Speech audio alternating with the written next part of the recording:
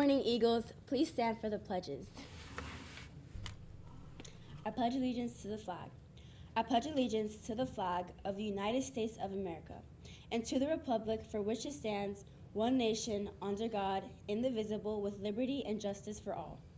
I pledge to the Bible. I pledge allegiance to the Bible, God's holy word. I will make it a lamp unto my feet and a light unto my path. I will hide its words in my heart that I may not sin against God. You may be seated.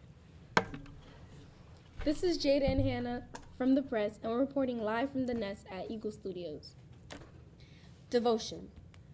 But God showed his great love for us by sending Christ to die for us while we were still sinners. Romans 5, verse 8. Dave felt unnoticed at school. He was insecure, and rather than saying the wrong thing and getting made fun of, he chose to not talk. Day after day, he hoped that someone would talk to him and want to be his friend. Day after day, he stressed out because again and again he'd have to sit at lunch with no one that wanted to be with him. After a while, he began to believe there was something wrong with him. No one talked to him, no one even acted like he existed. He began to think his life didn't really matter. And then one day, Dave began to realize his value to God. He realized that what others thought of him wasn't the opinion that really mattered. What mattered was his value to God. He was worth so much to God. He loved Dave and knew everything about him. He began to develop a deep relationship with God. He realized that his worth was found in God, not in what others thought about him. The same is very true for you. You matter. Your life has purpose and value. Don't believe in the lie that because of how your friends treat you, you're not important. Friends can fickle, but God is always faithful. Reach out to God and spend time letting him show you your true value and worth. Thought for the day. Jesus died for you because you matter. Let us commit to this time to God silently in a word of prayer. Dear Jesus, we are grateful and thankful for who you are. Our Father in heaven, hallowed be thy name. Your kingdom come, your will be done on earth as it is in heaven. Please give us this day our daily bread and forgive us our trespasses, as we forgive those who trespass against us. And lead us not into temptation, but deliver us from all evil. For thine is your kingdom, the power, and your glory, forever and ever. Amen. Amen. Oh, and now for morning announcements. What day is it? Veterans Day. What day is it? Veterans Day. That's better. Yes, today's Veterans Day, and the purpose of Veterans Day is to honor America's veterans for their patriotism, love of the country, and willingness to serve and sacrifice for the common good. On Wednesday, we will be celebrating veterans with a special all-school chapel. If you have a family member who served our country in the armed forces, please invite them to join us for our Veterans Day chapel.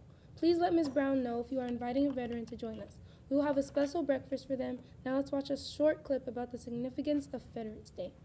Roll the clip.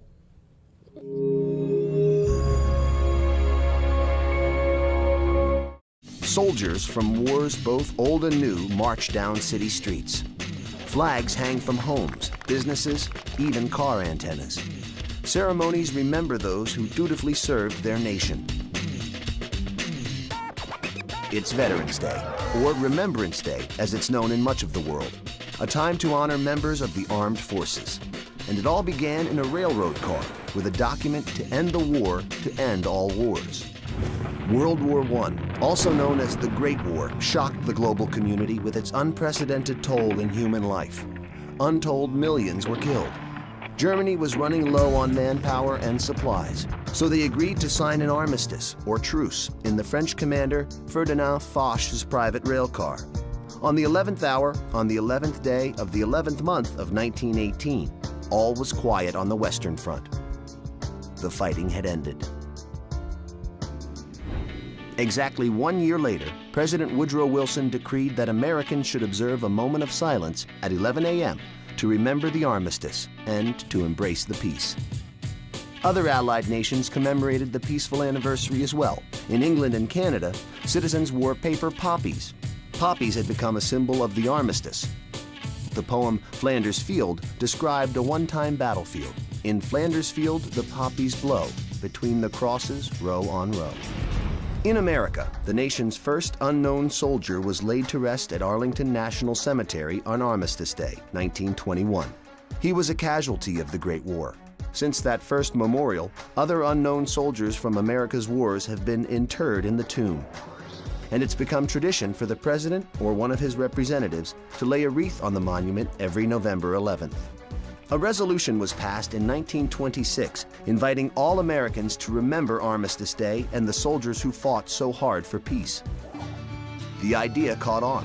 By 1938, the day was marked with so many ceremonies and parades, Congress made it a legal holiday, giving people the day off work. After World War II and the Korean War, Americans wanted to open up the holiday to include not just World War I veterans, but all who served in combat. In 1954, President Dwight Eisenhower, a World War II vet himself, legally changed the U.S. Armistice Day to Veterans Day, honoring those who served in all American wars. For a brief time starting in 1971, Congress moved the holiday to the fourth Monday in October, giving Americans a 3-day weekend. But most people rejected the idea. The traditional date of November 11th, the anniversary of the Great War's ceasefire, was too historically important to forget. President Ford reversed the law in 1975, returning Veterans Day back to its rightful date. Over the decades, the holiday has changed with the times. Originally, it was a call for world peace. Then in the U.S., it became a day to remember war veterans. Today, Veterans Day is set aside to honor not just those who served in war, but also those who have served their nation in peace. And remember, please let Ms. Brown know if you are inviting a veteran to join us for our Veterans Day Chapel. Now, here's a message from our sports desk. Our very own cross-country team will travel to Tallahassee this week for the state meet. Let's keep them in our prayers as they travel and pray for their continued success. Let's give a shout out to our middle school girls basketball team who won their game last Friday. Woohoo! They will face the Eagles from Parkway Christian at 4 p.m. Our middle school boys will play the Eagles from Weston tomorrow at 4 p.m. Our football team will play Kings Academy on Friday night at Fort Lauderdale in the regional quarters finals.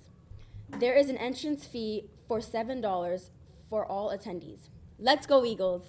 The middle school retreat was an awesome day of discipleship, team building, and good times. We'll show some pictures tomorrow.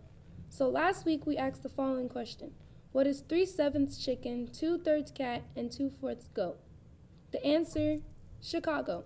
The winners, Caleb Alvarez, come to the media center and get your prize. Darian Sabal and K. Bianca Smith, come get your prize for last week's win. Each day this week, we are going to give you an amazing quote from an amazing person who overcame their obstacles and challenges to become great. Today's quote is from Helen Keller. The best and most beautiful things in this world cannot be seen or even touched. They must be felt within the heart. That's a great quote, but the best word is from the Word. The Lord has done great things for us, and we are filled with joy. Psalms 126, verse 3. Fly high, Eagles. Have a marvelous Monday.